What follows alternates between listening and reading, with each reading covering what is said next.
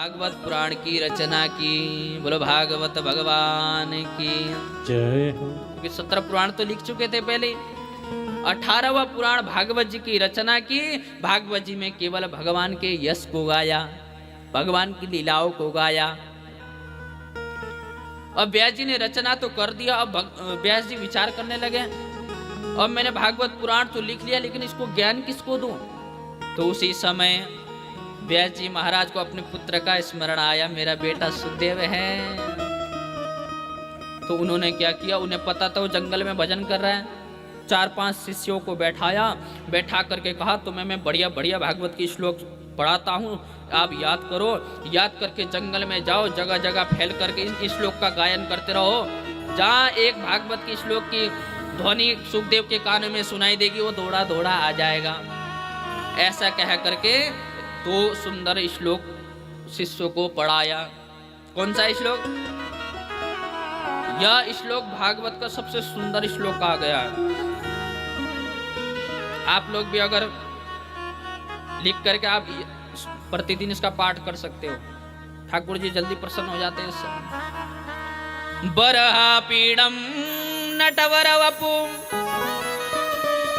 कर्णयो कर्णिकारम बिभ्रदवासा कनककपिसं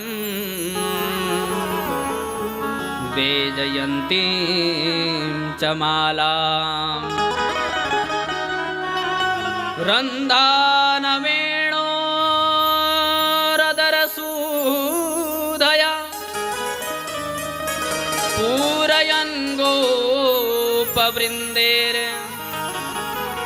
वृन्दारण्यं स्वपदरमणम् प्राविशदगीतकीर्तिः। वरहा पीडम नटवर वपु। भगवान श्री कृष्ण सुंदर झांकी, सुंदर श्रृंगार किए हुए महाराज। आंखों पर मोटे मोटे काजल लगा रखा है महाराज, सुंदर श्रृंगार, लंबे लंबे बाल हैं, सुंदर वरमाला धारण किए हुए हैं महाराज, और बांसुरी बजाते हुए हैं वृंदावन में विचरण कर रहे हैं। भगवान मेरे गोविंद की इतनी सुंदर झांकी है, मेरे माधव की इतनी सुंदर झांकी है, जिसकी एक बार मेरे माधव के नैन से अपने नैन मिल जाए महाराज, फिर वह पीछे हटने वाला नहीं है। इसलिए आप लोगों ने देखा होगा, वृंदावन में जाओ तो बिहार जी में बार बार पर्दा लगाते हैं ना, क्योंकि लोगों को पता है महाराज, अगर बिहार जी ने एक बार जिस पर दृष्टि डाल दिया, वो फिर घर जाने वाला ना है, फिर तो वृंदावन के है जाएगा महाराज हैं?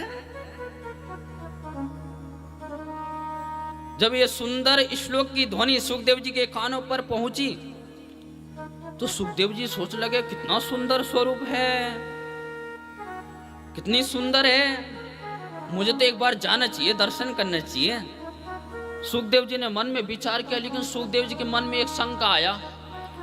उन्होंने विचार किया इतना सुंदर है, अगर मैं गया, मैंने बोला, हाथ भी जोड़ा, नमस्कार किया, अगर उन्होंने जवाब नहीं दिया मेरी, तो क्योंकि कभी कभी सुंदर लोगों को थोड़ा अभिमान होता है। क्या होता है? अभिमान होता है कि हमसे ज्यादा सुंदर कोई है ही नहीं। सुखदेव जी महाराज ने विचार किया, फिर दोबारा भजन करने बैठ गए। बोले सुंदर है, क्या पता, गया, मैंने प्रणाम किया, उसने जवाब भी नहीं दिया तो मेरी बेइज्जती है जाएगी, गए ही नहीं, बैठ गए दोबारा। उसी समय फिर दूसरा श्लोक गुनगुना दिया। कौन सा? अहो बकीयम स्तनकालकूटम जिगांसया पाययदाप्यसाध्वी लेवे गतिं धाम त्रिचितां ततोन्यां कम्बदयालुं शरणं व्रजेमा। दूसरा श्लोक गुनगुना दिया। बोले क्या?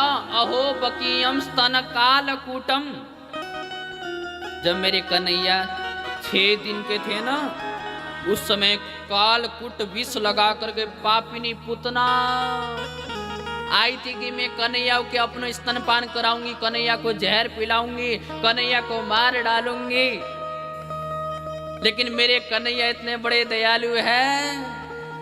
बोले महाराज, पुतना तो आई थी मिक्की में ये लाला को ये स्तनपान करा करके जहर पिला करके मार डालूंगी, लेकिन मेरे कन्हैया इतने बड़े दयालु है। बोले ऐसी पापिनी पुतना को भी अपनी माँ जैसी सदगति प्रदान किया।